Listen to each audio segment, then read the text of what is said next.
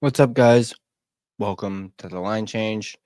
Now, I wanted to do this video because I saw or I didn't necessarily see, but I heard that Elias Pettersson, EP40, revealed what went wrong this past season.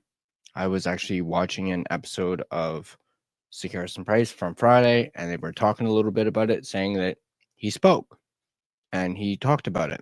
So I looked into it myself and found an article on the Daily Hive that talks about what he said. And I figured, let's do a video on it. It's something to talk about. Obviously, for those of you that are familiar with the channel, know that I did my EP40 Chronicles a little while back, a 3-part series where we talked about, what happened to PD. We also talked about, will he bounce back? And I'm completely drawing a blank on the third one for some reason. Might be because it is almost 2:30 in the morning and I'm pretty exhausted from work today. But I wanted to talk some more PD. It's been a while since we spoke about PD. Obviously, it was well known after his supposed PD deadline for his no move clause kicked in. People are basically have realized and come to a conclusion that he's not being traded. So, but I wanted to talk about this and go over just what exactly PD revealed that went wrong this past season. But before we do that, as I always do, I want to give a big shout out to my sponsor, Gassy Jack Art, maker of that incredible artwork you see there behind me. And you guys can check out Gassy Jack Art yourselves at gassyjackart.com. You can also find him on Instagram at gassyjackart. He still has his end of season sale going on where you can buy 2 prints and get 2 more prints for free. So go ahead, check him out, gassyjackart.com. So let's go ahead and dive into this article. See where I can find it. Where is it? There it is. So this article is, as I mentioned, from the Daily Hive, as I just simply Googled, Elias Pettersson, and this was one of the first articles that came up. And the headline reads, Elias Pettersson says he was overthinking everything for the Vancouver Canucks last year. This article is written by Adam Lascaris. Apologies if I mispronounce your name. This article was posted July 11th. So as of recording this video 2 days ago, technically, I'm surprised I did not see this until technically this morning. So, but let's not waste any more time and let's dive right into it. It was no secret for anyone watching the Vancouver Canucks last season that Elias Pettersson wasn't exactly at his best throughout the year. He had just 15 goals and 45 points in 64 games, both career lows in a year when he played at least half of the team's games. Everyone seemed to have their theories for exactly what was bugging the star forward. Media coverage of a rift with JT Miller that ultimately saw the latter shipped out of town, an ongoing knee issue, or simply just a bit of bad luck. For Pettersson, much of the down season could have been on the mental components of being a star athlete. In the first year of an 8-year, $92.8 million contract, the Canucks star admitted that he might have been pushing himself in the wrong direction after the deal. Speaking with, and I'm probably going to butcher this name, speaking with Jan Bengtson of NHL.com, Pettersson spoke of his struggles to get his season started off on the right foot last year. And this is a quote from Pettersson himself that was translated from Swedish into English. Maybe it was that early in the season I had the wrong attitude, that yes, now I've signed a big contract and now I have to do more instead of just being myself. And when the points didn't come, I tended to start thinking and overthinking everything instead of just doing what I usually do, Pettersson said in his native Swedish, translated into English, as we mentioned. Pettersson started the season with 26 points in his first 27 games, but began to hit a slide around December 12th He was held pointless for 6 straight games and saw a stretch where he had just 3 goals and 1 assist over a 15-game span. Pettersson did finish with 10 points in his final 9 games of the season, though his previous 10 games before that saw him put up just 2 points. Pettersson also discussed how his offseason routine was impacted prior to the year due to the aforementioned knee issue.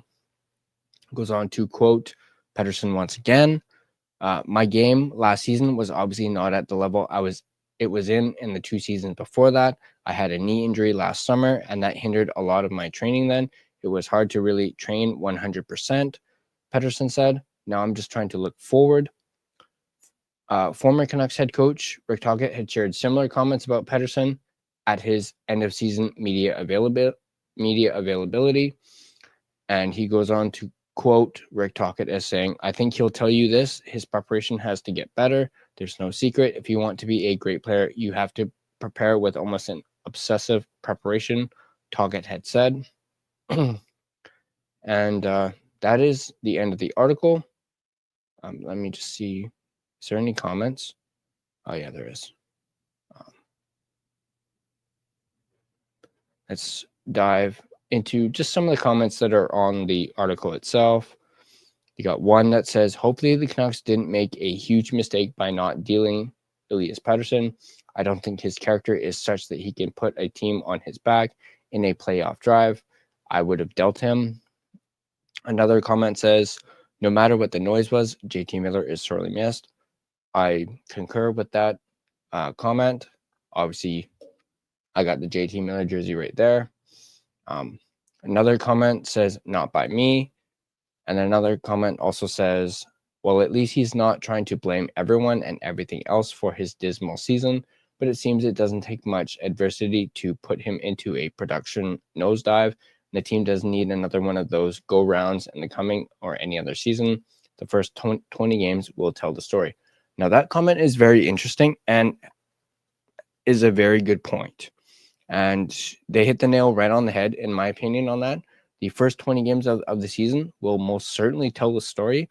And you know that a lot of people are going to be watching Elias Pettersson at the start of the season, whether that's media, fans, basically anyone really is going to be watching Elias Pettersson like a hawk, at the beginning of the season. And they're going to be very, what's the word? I'm trying to think. They're going to be, can't think of the word. Having a bit of a brain fart right now. Basically, they're going to be, yeah,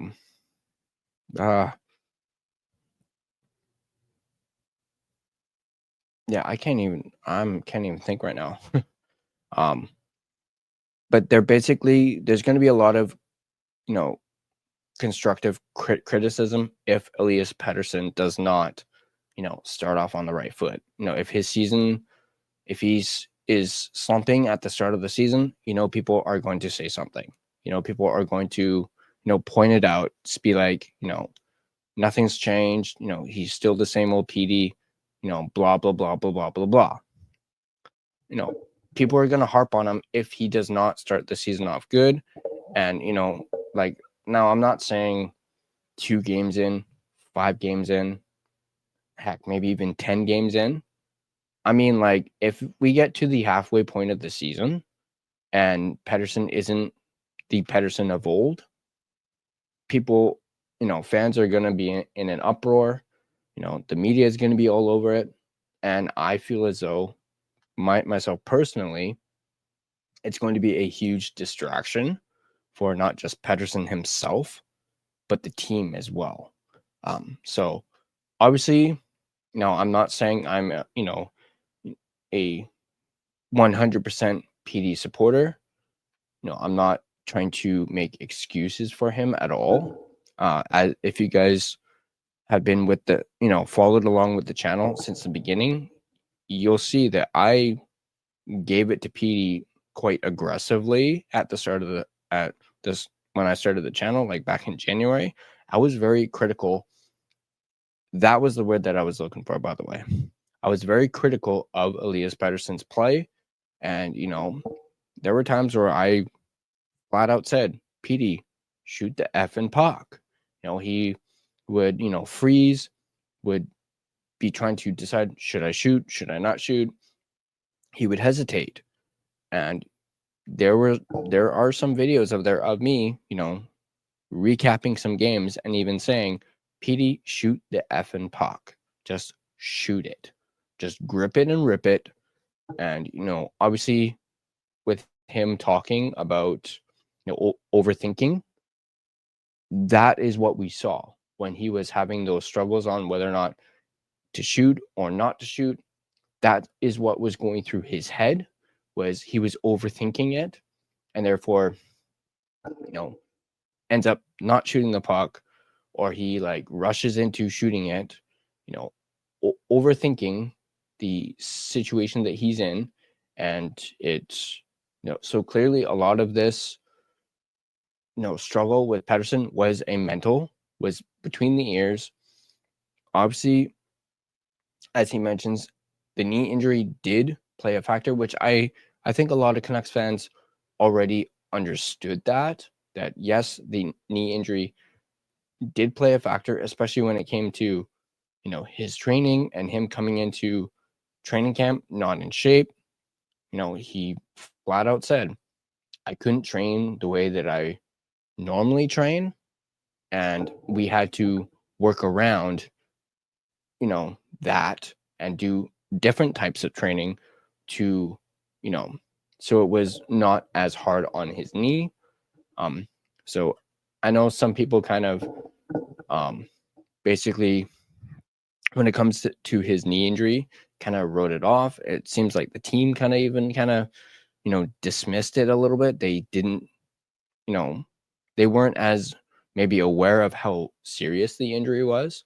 And they kind of said it wasn't I believe it was even Rick Tocchet himself who said it's something you can play through. And I'll admit, I did not like Tocchet saying that about Pettersson. You can't just misjudge an injury, especially if you got a guy who's puts up 100 points the year prior and then struggles to get even 45 points the following season. Just, it's like what I've said on this channel before when it comes to Pettersson. Someone like that doesn't just drop off. A guy who puts up 100 points doesn't just fall off a cliff and there's no production. So, but it's great to hear Pettersson come out and speak about it. This is really the first time, at least since the end of the season media availability, that we've heard Pettersson kind of talk. He kind of dodged some things, during the end of season presser. He wasn't as forthcoming as he was in this interview. But hearing him, that first line, at least to me, saying maybe it was that early in the season and I had the wrong attitude. A lot of people are saying, oh, PD's, entitled, he got his big contract. He got his payday. No, he doesn't care. But the fact that he is saying, he had the wrong attitude, a lot of people like to say PD isn't responsible and that he's basically not responsible. He doesn't take ownership of his actions.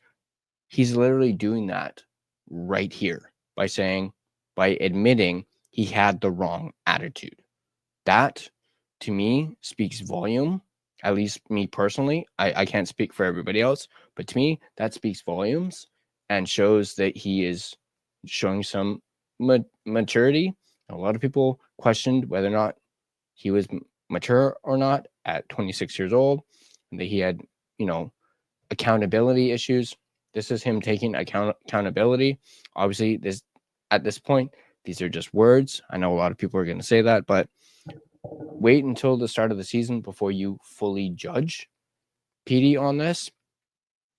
Again, at least he's taking ownership of this. and he's admitting, he started thinking and overthinking everything instead of just doing what he usually did.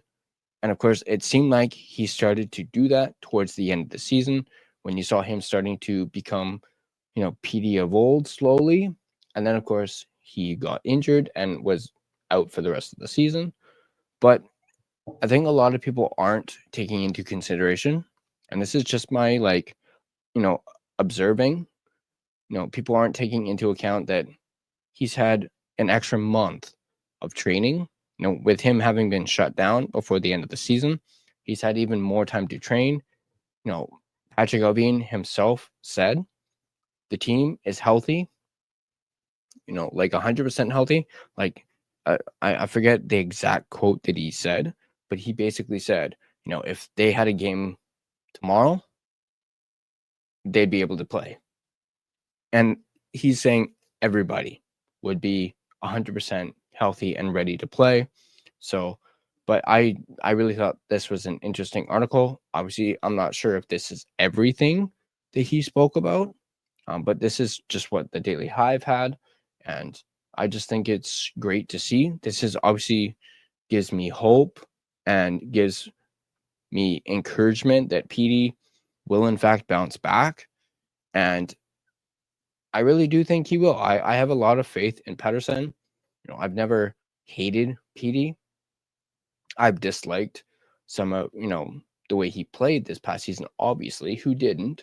You're $11.6 million player and you're not playing like it, but I also do think, this was just a bad season for PD. He's gonna, shrug it off. It's water under the bridge, in my opinion. It's time to move on. Let's hope PD can bounce back. And yeah,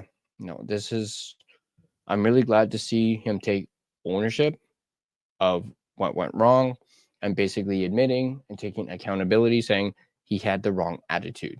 That, as I mentioned before, speaks volumes to me and really has me positive on Pettersson turning it around, especially with our, second line center problem that we currently still have.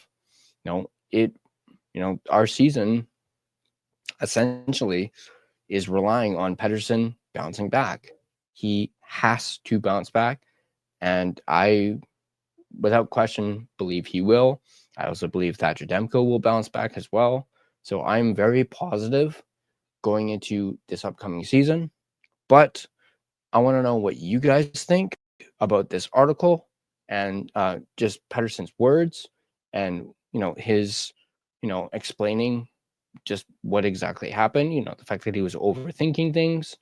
And, obviously the knee injury contributed to it as well. It wasn't just one thing. It was multiple things that affected him mentally. And what do you guys think about him admitting that he had a, not the right attitude going into the season? Let me know in the comment section down below what you guys think. And as always, if you guys like this video, be sure to hit that like button. Hang on. Whoa. Why is these not showing up? Hang on. What the? Anyway.